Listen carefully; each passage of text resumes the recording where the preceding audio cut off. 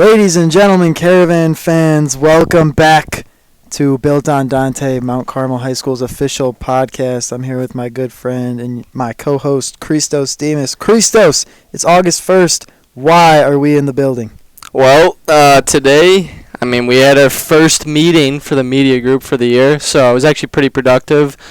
Got two new guys that came today, Matt Clark and Brendan Dagler, so happy to see some new faces that will help us in the future and once we're gone as well. Mm-hmm. And then, of course, today we're going to be kind of going through a rundown of the media group since we've joined. So kind of going through the history of it in the last 4 years, maybe even further back, and talking about how far we've come. Yeah, well, I'll say we were in that meeting. Everybody got here this morning, and then we kind of just talked. We had an agenda, of course. We had a rundown of everything we wanted to talk about, but it was kind of just like an open forum for about an hour and a half, and then we spent another half hour up on the roof where we stream games, just kind of showing Brendan and Matt where everything goes, where the equipment is stored, how to use the equipment, what plugs into what.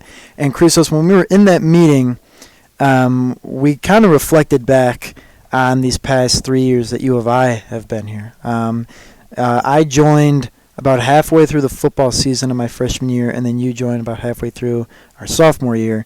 So we both have a lot of experience on our hands, and we're trying to use that to make sure this club and group doesn't really fade away when we're gone. So bringing freshmen up here is really important. I know you kind of said it as a joke in that meeting, but you said it's kind of a rags to riches story, you know? Maybe not so much rags, maybe not so much riches, but we took something that had a foundation that was pretty strong, but I think we took it to the next level, especially my class. The class is going to be seniors this year, graduating next May. So looking back, though, just on this morning with the meeting, I looked around in the room, and I kind of told the guys, I said, look, we have I think 12, maybe 13 guys, and there were only 4 people in there that weren't seniors. So looking back on that, it can be a little, not scary or anything, but it's a little bit like we got to do some recruiting. You know, we got to look into, are there some freshmen, are there some sophomores here at Carmel that are interested the same way we are? Because I'm going on a rant here. I got to let you talk, Christos, soon. But I became interested in media with 2 things. I read the Beverly Review as a kid, and I watched College Game Day on ESPN. So when I came here to Carmel, I had a little bit of an interest in it. And then once I got into the group, into the club, and started streaming games, I just brought, guys like you, guys that I knew, guys that I hung out with, I just brought you on, and we started streaming some more. Christos, how do we keep this thing alive? But more importantly, how do we still have a great year this upcoming school year as far as media goes? Talking about keeping it alive, I think the biggest thing is to make it known to everyone that, is looking for something to do or is interested in media group. For me, it was super easy to join. You just asked me one. Mm-hmm. I think it was against Ignatius or something. Oh, yeah.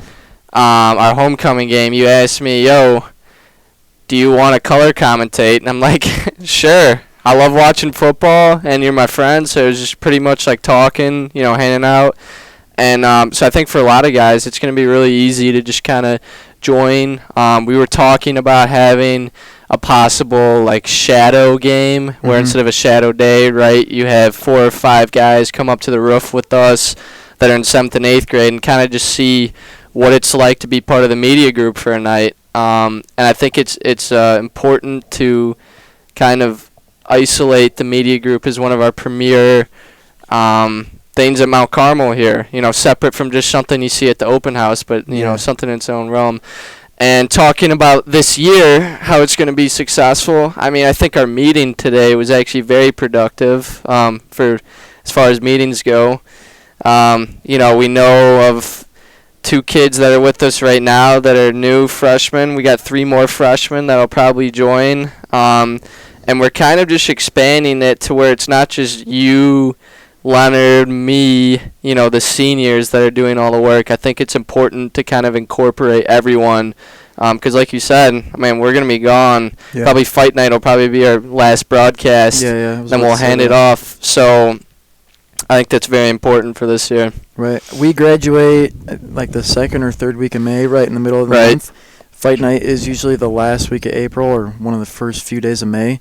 And I kind of told the younger guys, I'm like, we're done. Like, after, we're not, when we graduate, we're not going to come back and do everything when it comes to live streaming, because what's the point of that? Well, I would just be taking opportunities away from a kid who would want to get into announcing. And, you may look at it a different way, but I see it as that's the only way this group is going to survive when we're off at college, right? We're going to be in a different state, most likely, watching these football games and basketball games, and I don't want the production to kind of move down a step. I want us to be, I look at it, when we started my freshman year, we were nowhere near a high school broadcast level as some other schools. I'm not going to name them, of course, but I think we have truly brought ourselves up, and a couple people have told me like that the way we do things, kind of the energy we have when we stream a game, the graphics we put up on screen, the way we announce a game, that they really enjoy it, and they might even enjoy it more than other broadcasts out there. And hearing that,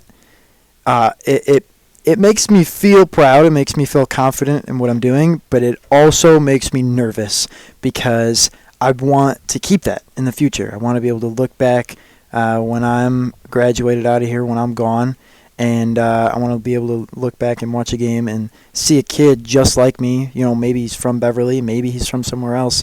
That's kind of the spirit of Mount Carmel, that they can be from anywhere, but we all come together at the school to do a great thing, like streaming the game.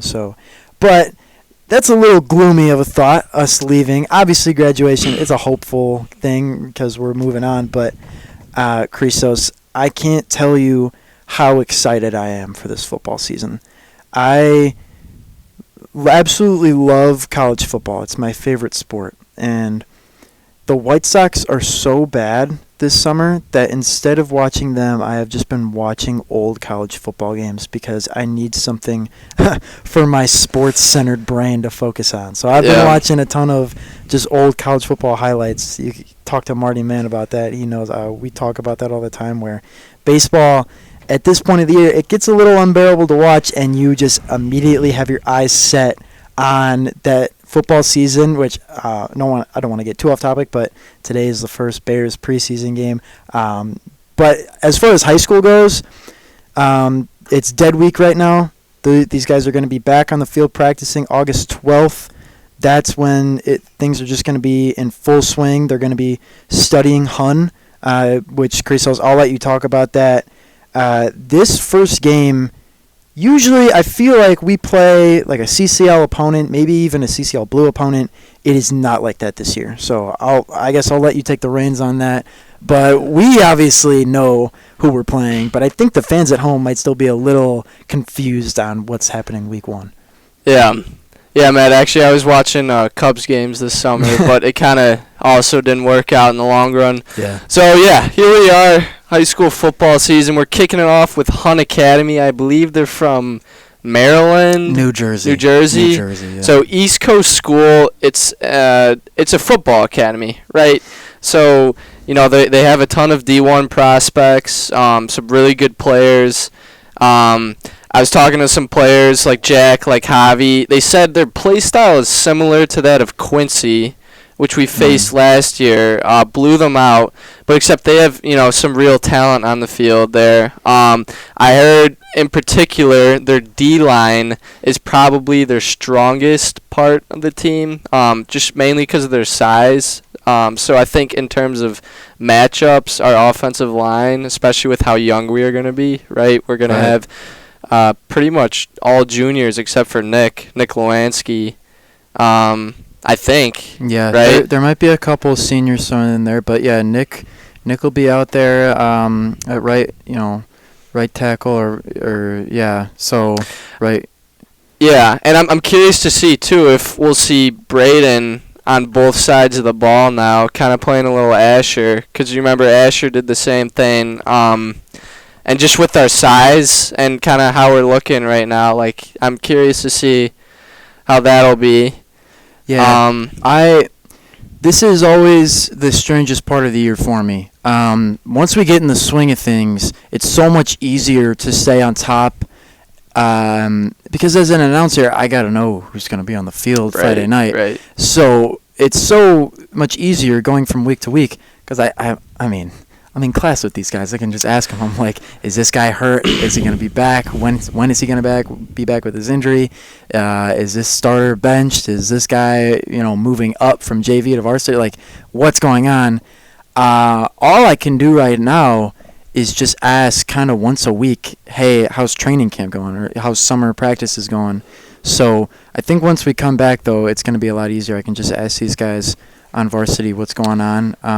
You and I, we know plenty of kids on the team, of course, and I think we have our full starting lineup, but coaches are going to be making decisions up until August 29th, that Thursday when they first play. So. And here's what we will see. Some changes, obviously. A lot of seniors graduated. So, obviously, Jack will be, quarterback.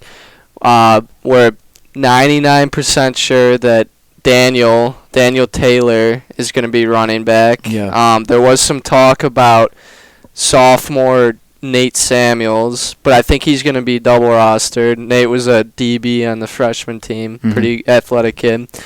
I know receivers-wise, we'll have Alan McCoy, we'll have Jake Cozy, we'll have the transfer, Cooper from Neuqua Valley. I believe Cooper was all-conference all 4 years at Neuqua. Okay. That's what I heard from Jack, because they played Boom together. Yeah. And then maybe not all 4, but at least sophomore, junior year. I don't know too much about him, but I do. I have watched a couple of those overtime or Boom, whatever, like in a couple of those leagues. I've watched a couple highlights, and he's got hands for sure. So they're going to be good. But from a media standpoint, I think this is the year I'm most excited about because we have 6 home games. And usually every year when we announce these games, there's like 1 or 2 that you just kind of throw away. Not throw away, but the game just doesn't seem to have much importance behind it. Maybe, like the other team, we know by the time we reach them that they're kind of out of the playoffs or whatever. Or maybe we just don't have any history with them. But, I mean, running it down, week 1, we play an out-of-state team against Hun in New Jersey. Week 3, we played Nazareth. That's going to be a 2019 state championship rematch. And since 2019, even after losing J.J. McCarthy and a ton of great prospects, they have been killing it. They were the first IHSA team, to win state with 5 losses. They did that last year in 5A. So even though it's going to be a 5A versus 7A matchup, don't count out Nazareth. That's going to be a great game. Then the next week we move on to Ignatius.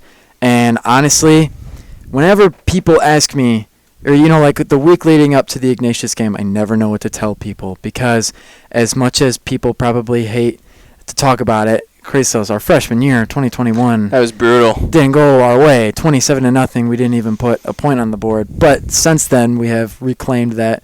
Blaney Dowling showed them what's up in 2022. And they moved up to the CCL Blue, though. Rita went down. Ignatius moved up.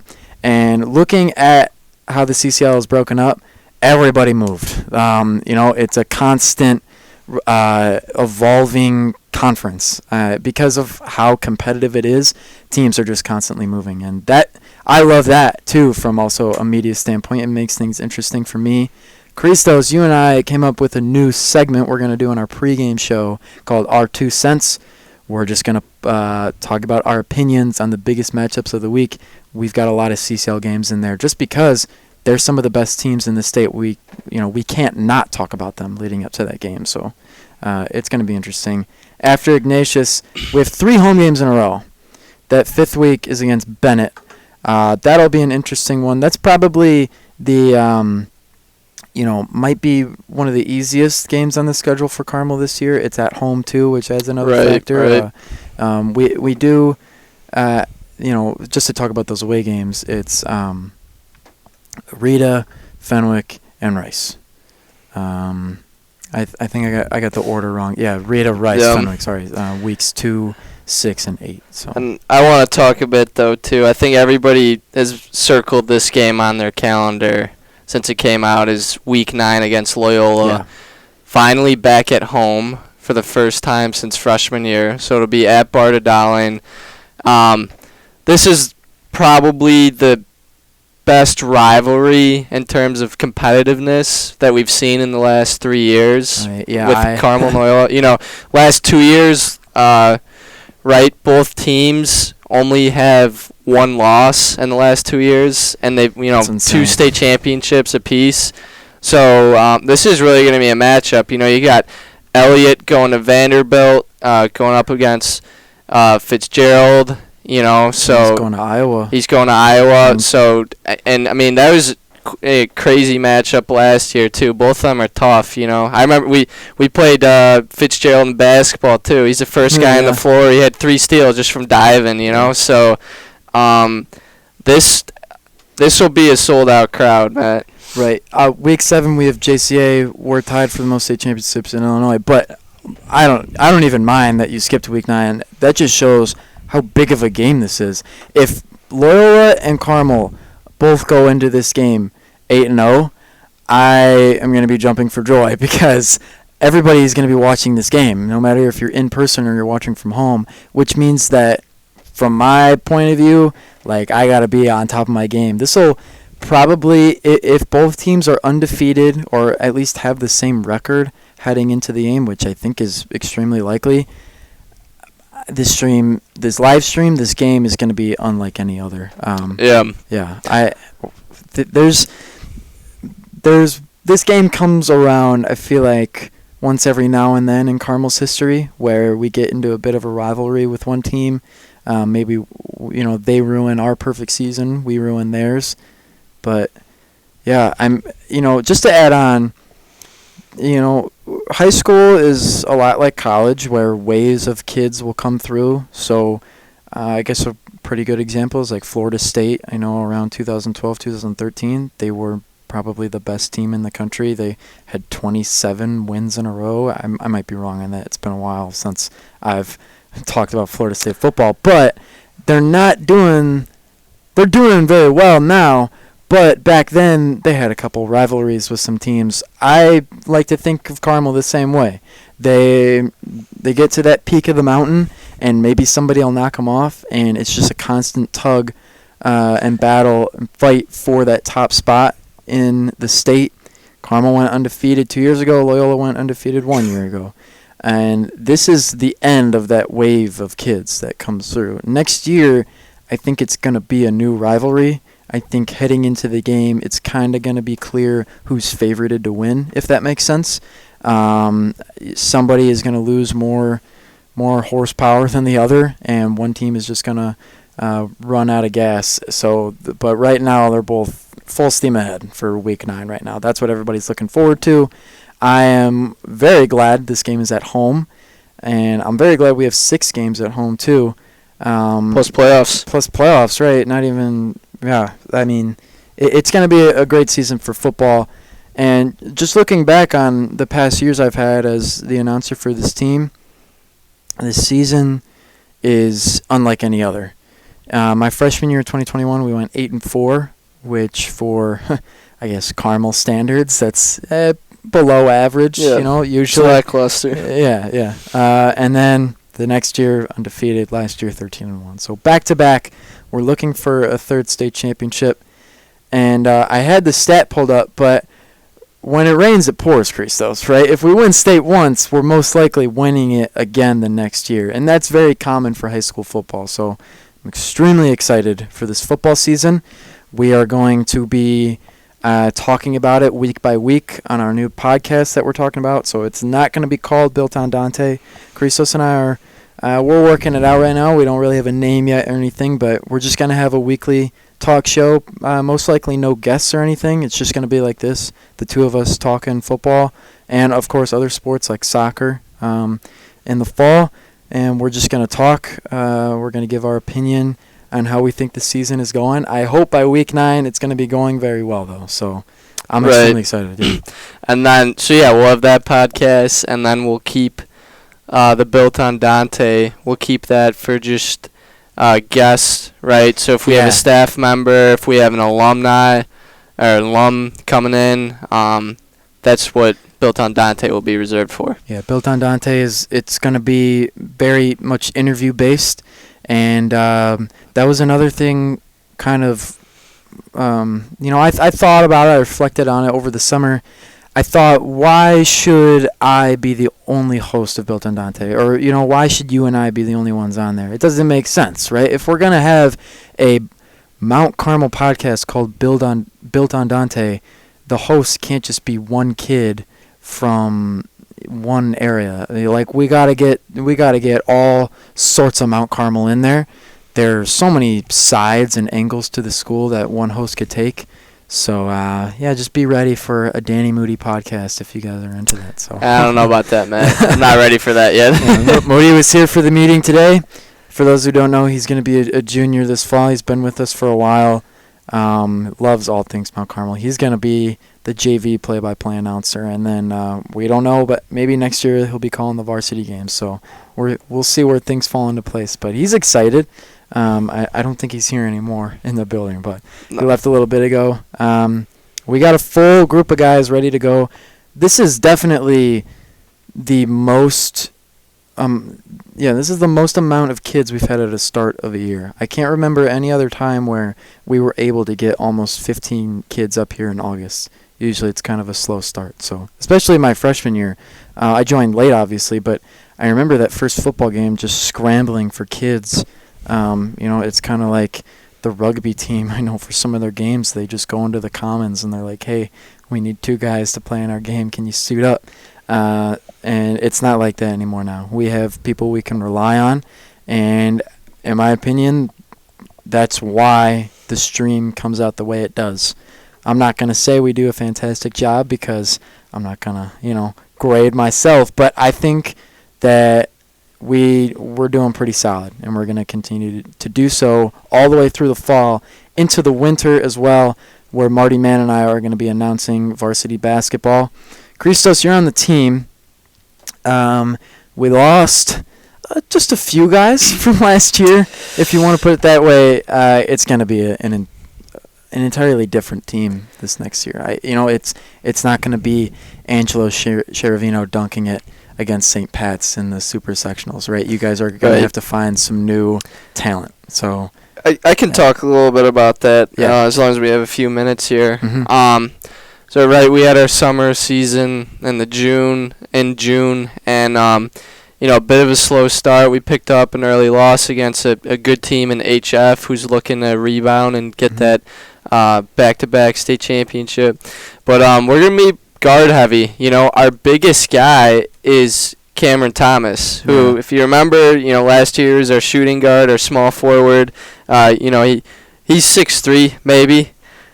Probably, we could maybe put on 6'4" on paper. Yeah. But I'll tell you what, Matt, our last weekend we finished out in the Ridgewood live period. We played a really good team in Bennett, who fared really well against DePaul Prep, and we weren't losing the whole game. We were in control. We won by about 15. Expect to see really big things from guys like Grant Best, who just picked up his first offer from University of Denver. It sounds familiar because that's where DeAndre Craig is, Mount Carmel legend. Cameron Thomas will be picking up more and more offers, obviously. Yeah. Noah Mister is stepping up big time.